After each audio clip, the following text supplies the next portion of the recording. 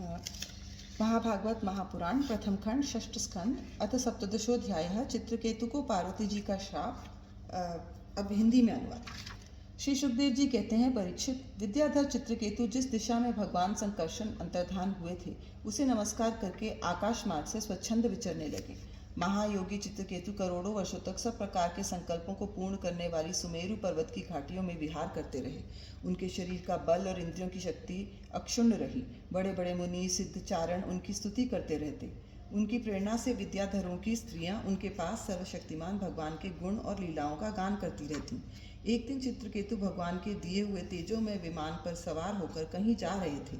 इसी समय उन्होंने देखा कि भगवान शंकर बड़े बड़े मुनियों की सभा में सिद्ध चारणों के बीच बैठे हुए हैं और साथ ही भगवती पार्वती को अपने गोद में बैठाकर एक हाथ से उन्हें आलिंगन किए हुए हैं। ये देखकर चित्रकेतु विमान पर चढ़े हुए ही उनके पास चले गए और भगवती पार्वती को सुना सुनाकर जोर से हंसने और कहने लगे। चित्रकेतु ने कहा, अहो, ये सारे जगत के धर्म शिक्षक और गुरुदेव हैं। ये समस्त प्राणियों में श्रेष्ठ हैं। इनकी ये दशा है कि भरी सभा में अपनी पत्नी को शरीर से चिपकाकर बैठे हुए हैं।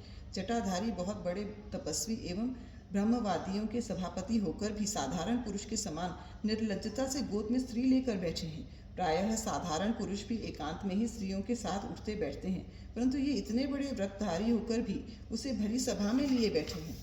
श्री सुखदेव जी कहते हैं, परीक्षित, भगवान शंकर की बुद्धि अगाध है। चित्रकेतु का ये कटाक्ष सुनकर वे हंसने लगे, कुछ भी बोले नहीं। उस सभा में बैठे हुए उनके अनुयायी सदस्य भी चुप रहे। चित्रकेतु को भगवान शंकर का प्रभाव नहीं मालूम था, इसी से वे उनके लिए बहुत कुछ बुरा भला बक रहे थे। उन्हें उस बात का घमंड हो गया था कि मैं जितेंद्रिय हूँ।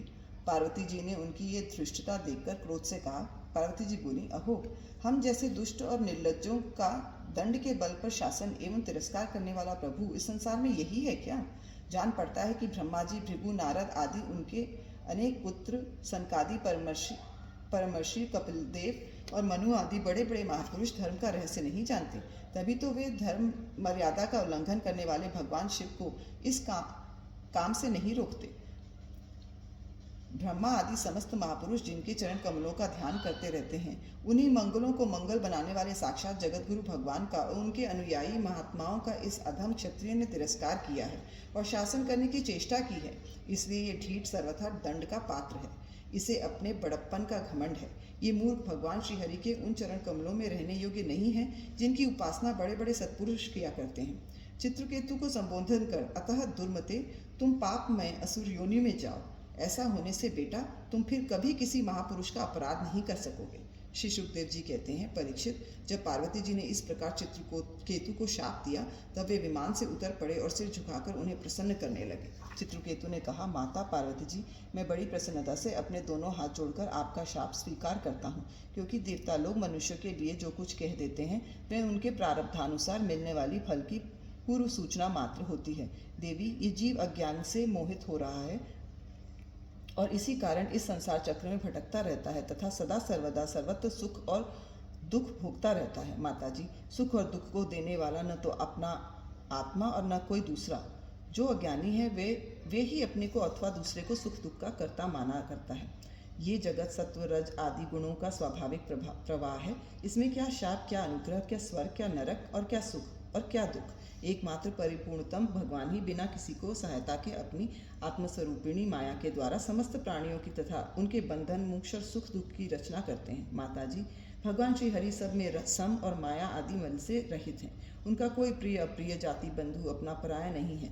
जब उनका सुख में राग ही नहीं है तब उनमें रागजन्य क्रोध तो हो ही कैसे सकता है। तथापि उनकी माया शक्ति के कार्य पाप और पुण्य ही प्राणियों की सुख दुख, हित अहित, बंध, मोक्ष, मृत्यु, जन्म और आवागमन के कारण बनते रहते हैं।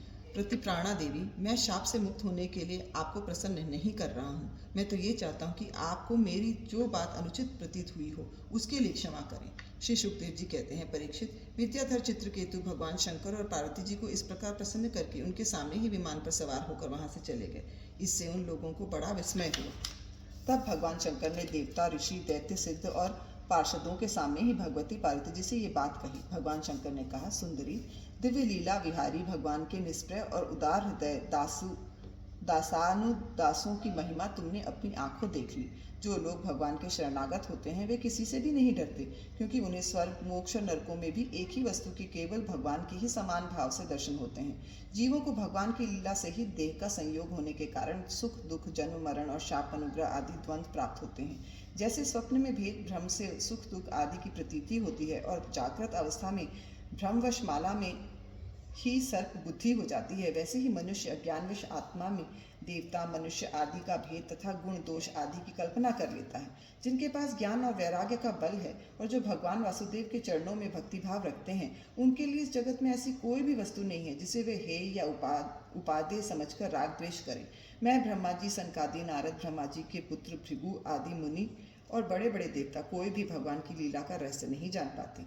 ऐसी अवस्था में जो उनके नन्हे से नन्हे अंश हैं और अपने को उनसे अलग ईश्वर मान बैठे हैं, वे उनके स्वरूप को जान ही कैसे सकते हैं। भगवान को न कोई प्रिय है और न अप्रिय, उनका न कोई अपना है और न पराया। वे सभी प्राणियों की आत्मा है, इसीलिए सभी प्राणियों के प्रियतम है। प्रिय ये परम भगवान चित्रकेतु उन्हीं का प्रिय अनुचर, शांत एवं समदर्शी है, और मैं भी भगवान श्री हरि का ही प्रिय हूँ। इसलिए तुम्हें भगवान के प्यारे भक्त, शांत, समदर्शी महात्मा पुरुषों के संबंध में किसी प्रकार का आश्चर्य नहीं करना चाहिए।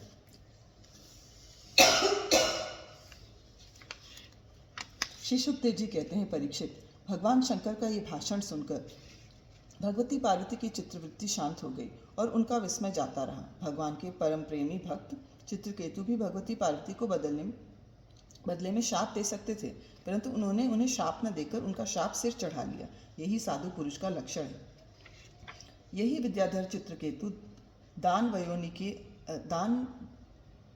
योनि के आश्रय लेकर त्वष्टा के दक्षिणाग्नि से पैदा हुए।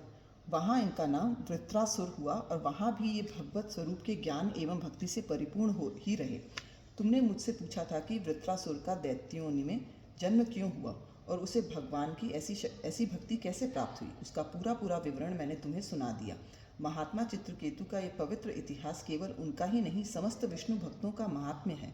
इसे जो सुनता है वह समस्त बंधनों से मुक्त हो जाता है।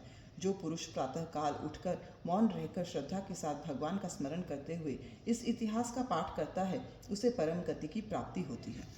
इति श्रीमद्भागवते महापुराणे पारमहंस्यायां संहितायां षष्ठस्कन्धे चित्रकेतुशापो नाम 17 अध्यायः।